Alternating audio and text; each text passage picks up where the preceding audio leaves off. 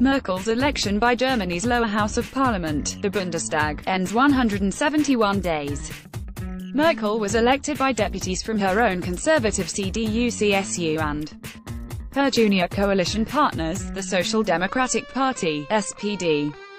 In all, 364 members of the Bundestag voted for Merkel, while 315 voted against her. There were 9 abstentions, and 21 parliamentarians were either absent or didn't cast valid ballots. That's hardly a ringing endorsement considering that the Grand Coalition accounts for 399 votes in the Bundestag.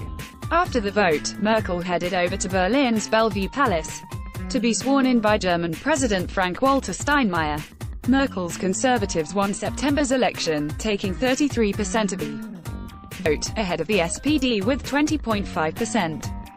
But both of those figures were down sharply from 2013, due in part to the rise of the far-right populist Alternative for Germany (AfD) party, which took 12.6% of the vote. Read more: 5 oddities in the German government's coalition agreement. Merkel's first attempt to form a coalition with the centre-right Free Democrats and the Greens failed. But she succeeded in doing a deal with the Social Democrats after weeks of late-night negotiation and over the opposition of many regional SPD leaders and one-third of the party rank and file. The 63-year-old Merkel will now begin her 4th term as German chancellor, and her 3rd as the leader of a grand coalition. Conservative explanations. Opposition jeers. Merkel's fellow conservatives were quick to blame the closeness of the Bundestag vote on Social Democrats still unhappy with the prospect of another 4 years of a grand coalition. A real slap in the face would have been if we failed to get a majority. Designated Transportation Minister Andreas Scheuer of the Bavarian Conservative Party CSU told German TV. But opposition leaders heaped scorn on Merkel's showing in the Bundestag vote. The result shows that the Chancellor has lost authority.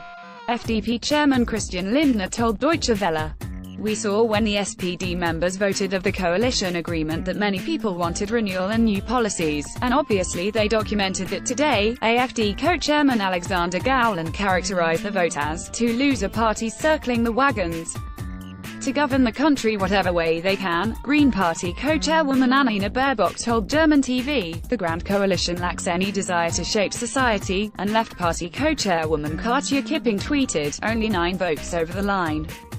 Merkel and the new government have stumbled out of the blocks."